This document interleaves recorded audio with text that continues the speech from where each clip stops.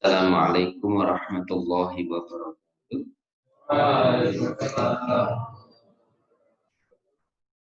Alhamdulillahirabbil alamin. Alhamdulillahilladzi hadana li hadza wa ma kunna linahtadiya laula an hadana Allah.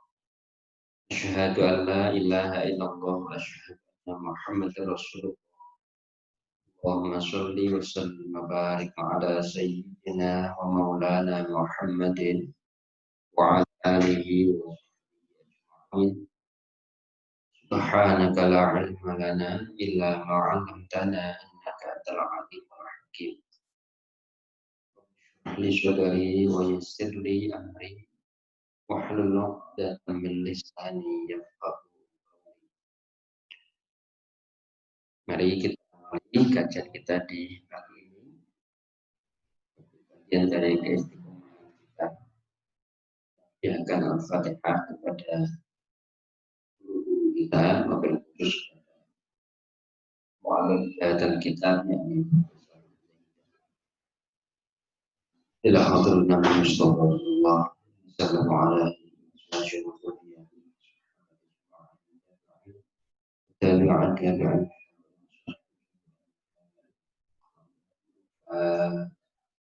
أعوذ بالله من الشيطان الرجيم بسم الله الرحمن الرحيم الحمد لله رب العالمين إياك نعبد وإياك نستعين اهدنا الصراط المستقيم صراط الذين أنعمت عليهم غير المغضوب عليهم.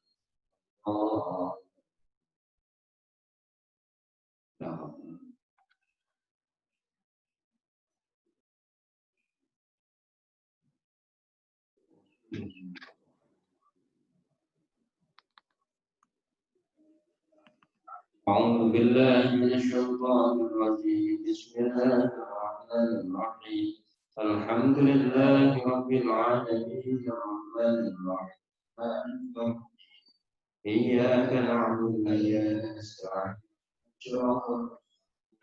صراط الذين أنعمت عليهم غير المغضوب عليهم ولا الضالين.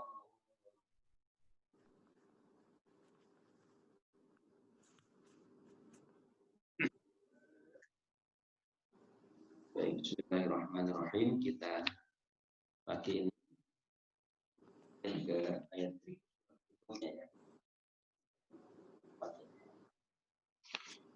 Kita akan masuk ke terakhir kemarin kita baca tentang keutamaan.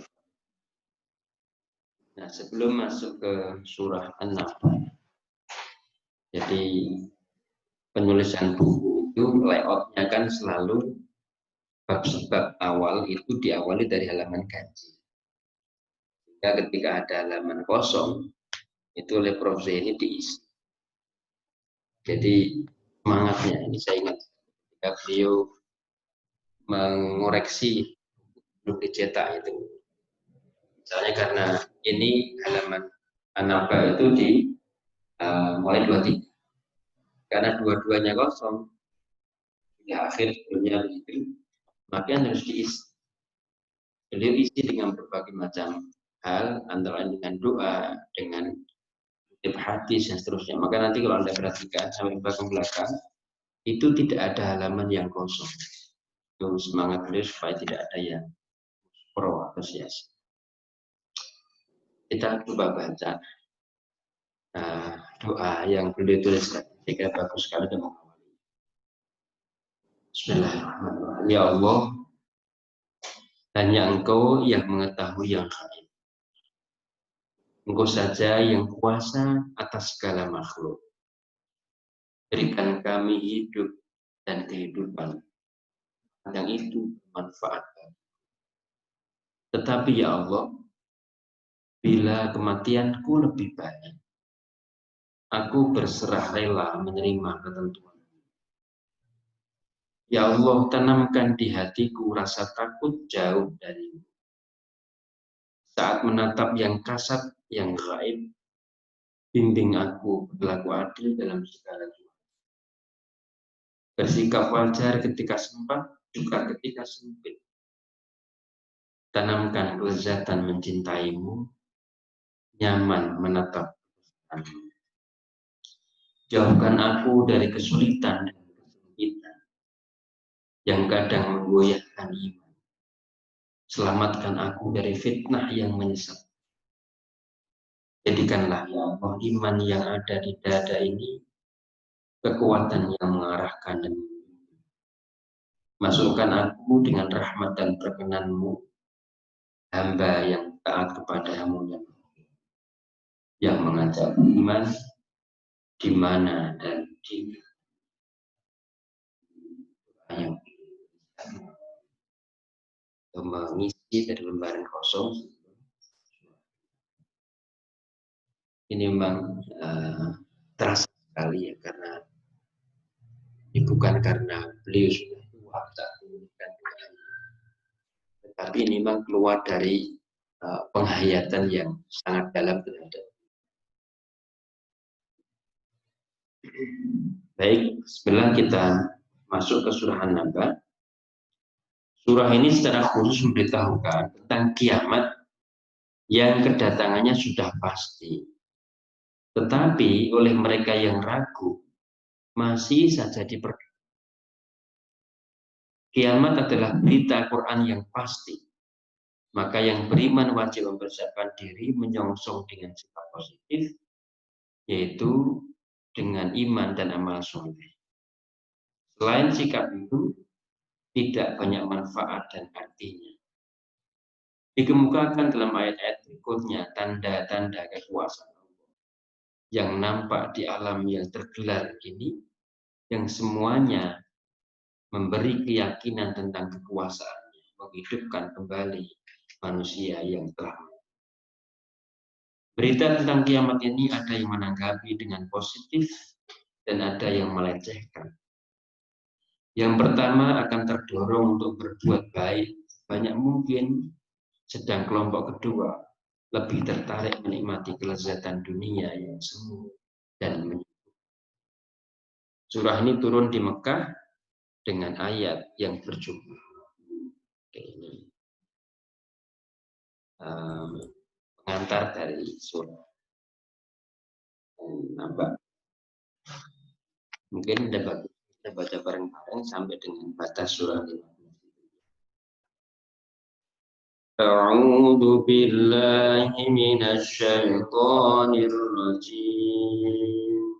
Bismillahirrahmanirrahim. Amma yatasaalun 'anil naba'il 'azim alladzi hum fihi mukhtalifun. Kalla saya'lamun, thumma kalla saya'lamun. Alam naj'alil arda mihada wal jibala awtada wa khalaqnakum azwaja wa ja'alna nawmakum subata wa ja'alna al-layla libasa wa ja'alna an-nahara ma'asha wa banayna fawqakum sab'an shidada wa ja'alna sirajan wahhaja wa anzalna minal mu'sirati ma'an sajjaja linukhrija bihi habban wa nabata wa jannatin alfafa.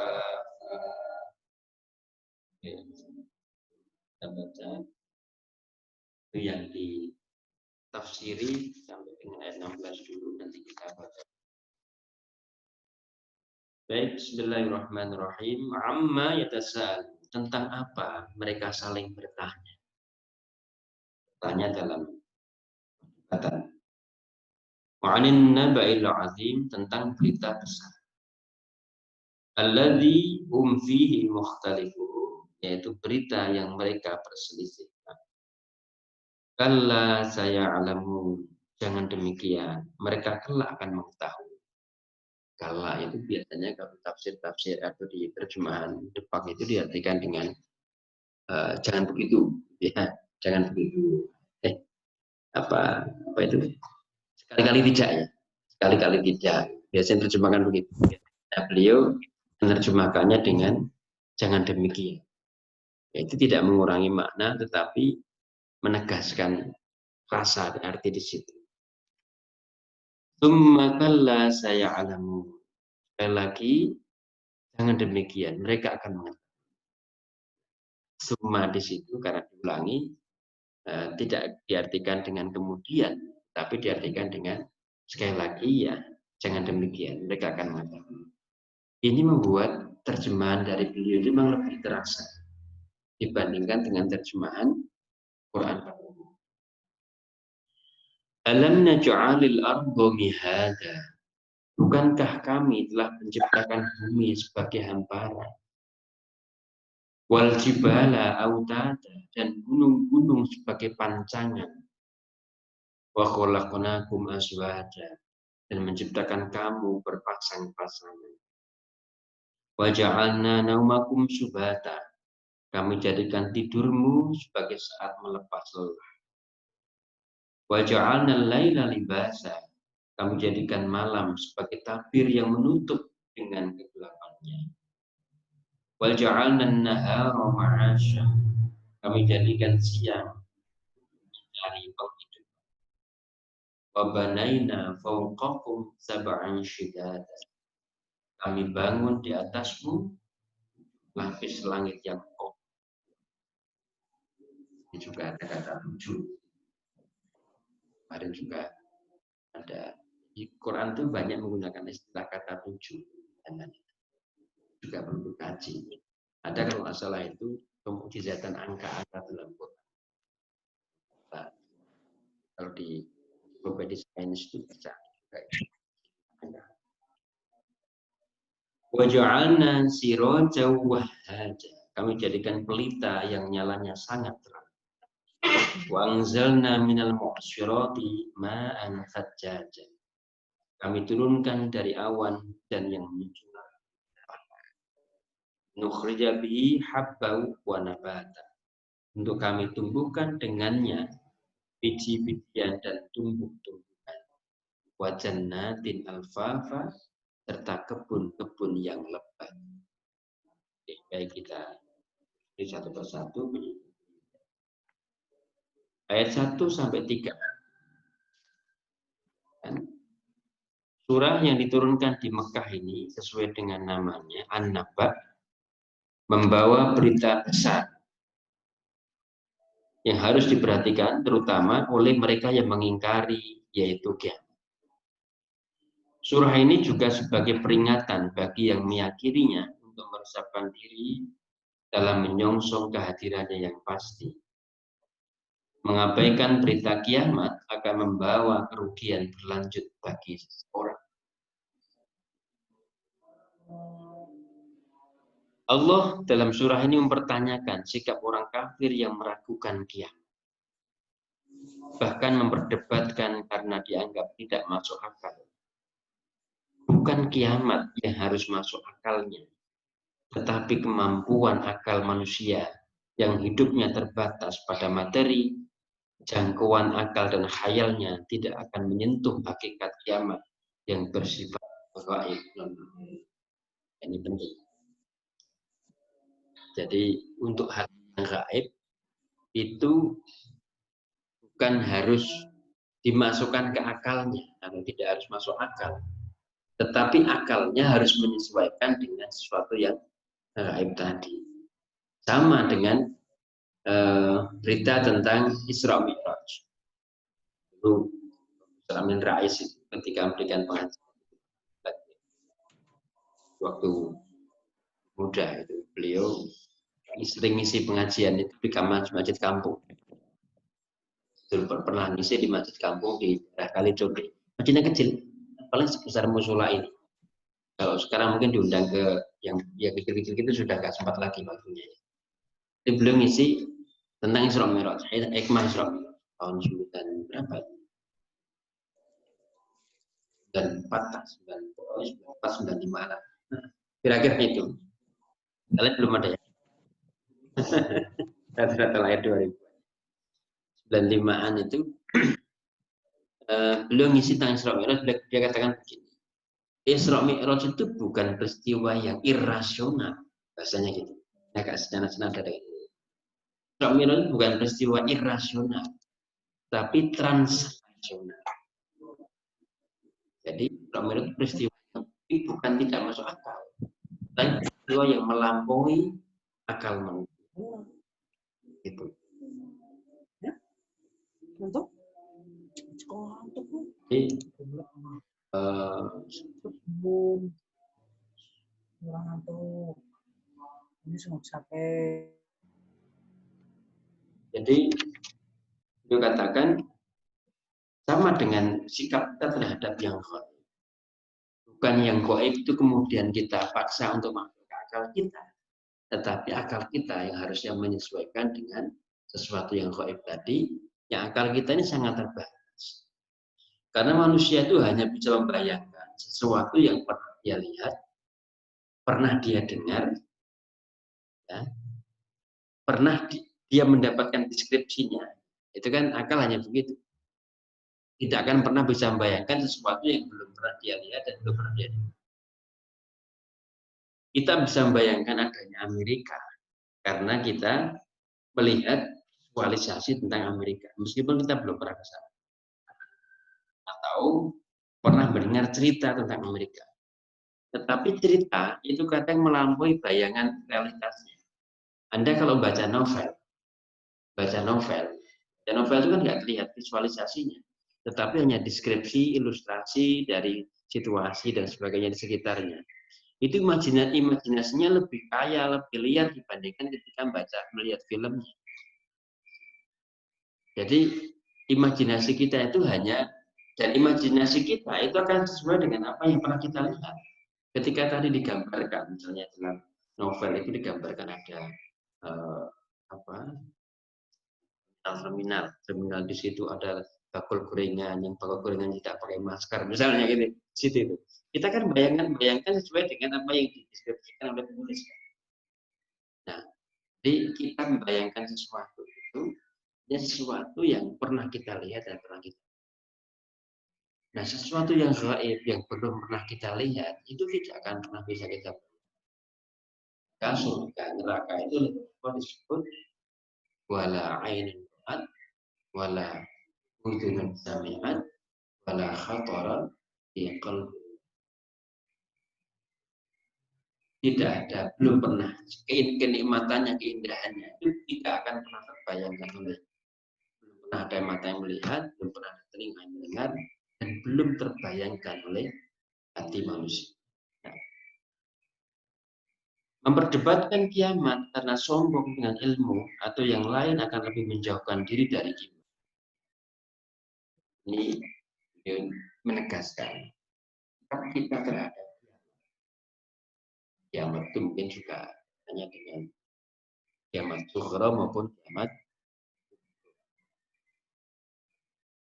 Tapi dalam tradisi agama apapun itu sebenarnya meyakini adanya kehidupan setelah kematian. Kristen itu juga mengakui adanya kehidupan setelah kematian.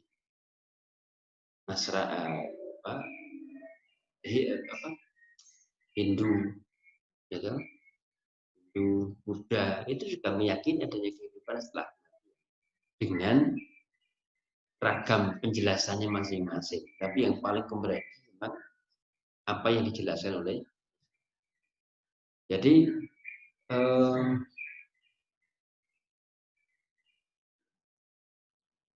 menolak ini sebenarnya bertentangan dengan naluri fitrah manusia yang secara umum itu mengakui adanya kehidupan setelah kematian. Karena agama itu juga mengakui adanya kehidupan setelah kematian. Oke. Ayat pertama bernuansa peringatan keras terhadap yang meragukan kiamat, yang menurut surah ini sangat jelas. Bila dilihat dengan kebeningan hati yang beriman, bukan memperdebatkan sekadar lari dari tuntutan fitrah manusia iman yang baik, atau khawatir dianggap kolot dan tidak. Jelaskan bahwa menolak kiamat tidak akan menghalangi dan menggagalkan kiamat. Kiamat adalah kelanjutan proses yang kini berjalan, yang bagi orang beriman harus diwaspadai dan diperhatikan. Saya pernah menyampaikan majelis ini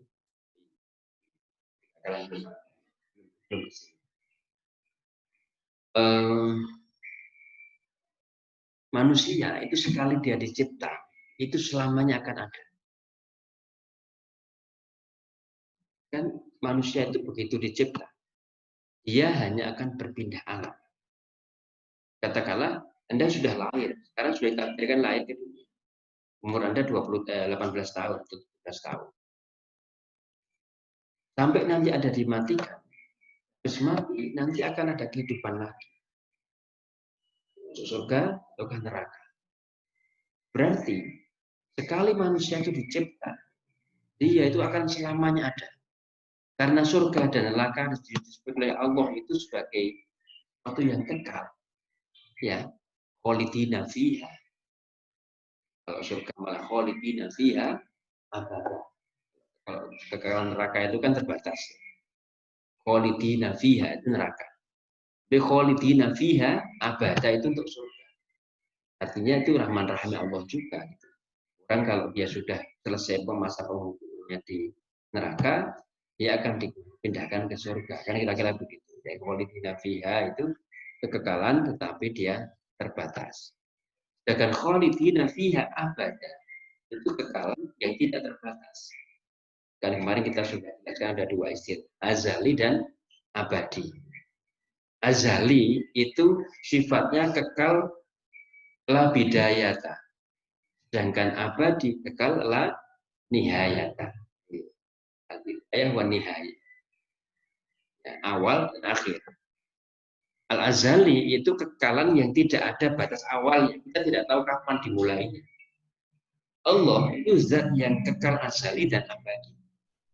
Tapi manusia itu kalau tadi dengan ilustrasi kali dia diciptakan lahu bidayata wala nihayat, kan gitu. Itu kalau kita logikanya itu. Artinya sampai dengan akhir nanti manusia apakah dia takdirkan di surga atau di neraka, itu selamanya akan ada. Dan menyadari akan kehidupan yang terus ada. Ini yang tapi begini, kekekalan kita itu berbeda dengan kekekalan Allah. Satu perbedaannya tadi la bidayata wala nihayata. Tadi kalau kita punya bidayah tapi tidak punya nihayat. Yang kedua, kekekalan kita di akhirnya itu di abadinya pun sangat tergantung kepada zat yang maha kekal. Kalau Allah masih menghendaki yang namanya manusia itu ada sampai dengan akhirnya tadi. Yaumul akhir itu kan batas akhir yang hari terakhirnya, hari kiamat. Nggak ada lagi masa setelah itu. Dan kalau alam kehidupan manusia itu, saya kembali ke urutan alam kehidupan manusia. Ada yang mengatakan rangkaian kehidupan manusia itu ada 9 alam. Pertama di alam ruh. Allah sudah ciptakan ruh. Sebelum dimasukkan ke rahim ibu, Allah sudah ciptakan ruh. Ruh itu, kalau ini ada yang mengilustrasikan, Allah sudah ciptakan ruh dan ditempatkan di kontainer ruh. Bukan kontainer ya, masa perlu dikatakan kontainer. Kemudian setelah itu masuk ke alam rahim yang durasinya hanya 9 bulan. Alam rahim. Kemudian alam rahim pun juga berbeda-beda. Kalau kucing hanya berapa minggu kan gitu ya. Hanya 2 minggu berapa? Manusia kan 40 minggu. Kemudian setelah alam rahim masuk ke alam dunia, alam ketiga. Alam keempat itu ada yang mengatakan alam antara dunia dan barzakh. Maka disebut alam sakaratul maut. Sakaratul maut itu alam yang dia tidak belum masuk ke alam barzah, tapi juga sudah tidak ada di dunia lagi. Tanya rohnya masih sudah belum sudah. Kalau di dunia kan artinya kesempatan untuk bertaubat dan sebagainya masih ada. Tapi kalau alam sakratul maut, lalu setelah itu baru masuk ke alam barzah. Alam barzah antara alam penantian. Lalu setelah itu apa? 5 ya. Yang keenam, yaumul ba'ats, hari dibangkitkan. Setelah ba'ats nanti hari yaumul mizan. Mahsyar dulu ya. Mahsyar dikumpulkan dulu. Baru yaumul mizan dan terakhir yaumul akhir. Tidak ada nihayah lagi, tidak ada batas akhir. Nah, itu masa panjang yang dilalui manusia yang tadi kita sebut sebagai alam keabadian. Profesor Quraisyihab itu punya buku menuju alam keabadian. Ada juga bukunya begitu. Nah, ini kembali menegaskan ya apa yang saya sampaikan tadi, bahwa persiapan kita kalau informasi-informasi tentang kiamat itu sebenarnya menuntun kita bahwa kehidupan itu berlangsung. Sekali kita diciptakan, maka kita selamanya akan ada. Apakah durasi keberadaan kita itu hanya 3 hari, 1 hari, bahkan mungkin hanya itu saja. Bayi yang sudah dilahirkan dan mati, itu juga bukan berarti dia tidak ada. Tetapi kan dia nanti akan justru menjadi syafaat bagi ibu. Ya kan? Nah, artinya itu dia akan ada selama-lamanya. Durasinya berbeda-beda, durasi kehidupan di dunia berbeda-beda. Tapi tingkat keberadaannya tetap sama, dia tetap ada. Nah, ini tadi yang saya katakan, manusia itu sekali dicipta, dia akan tetap ada selama. Beruntungnya atau bersyukurlah kita yang kita, dan kita sampai saat ini masih diberikan panggung kiprah.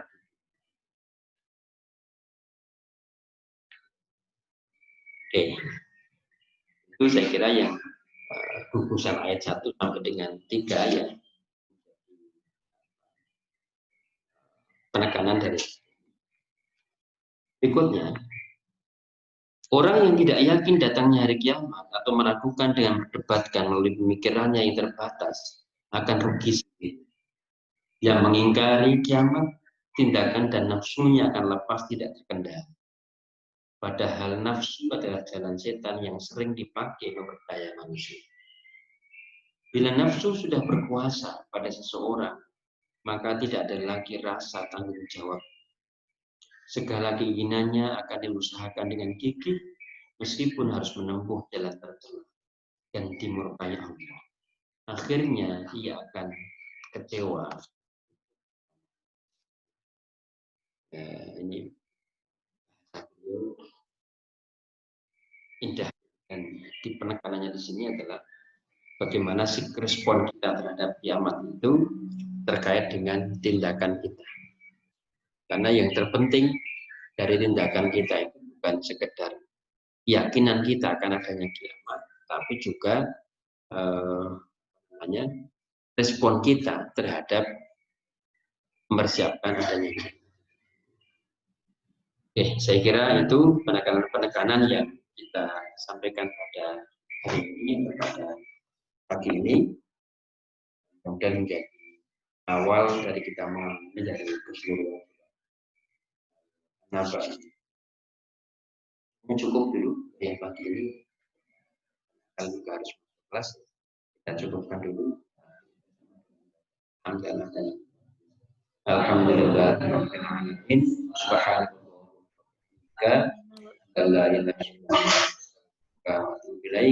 Assalamualaikum warahmatullahi wabarakatuh.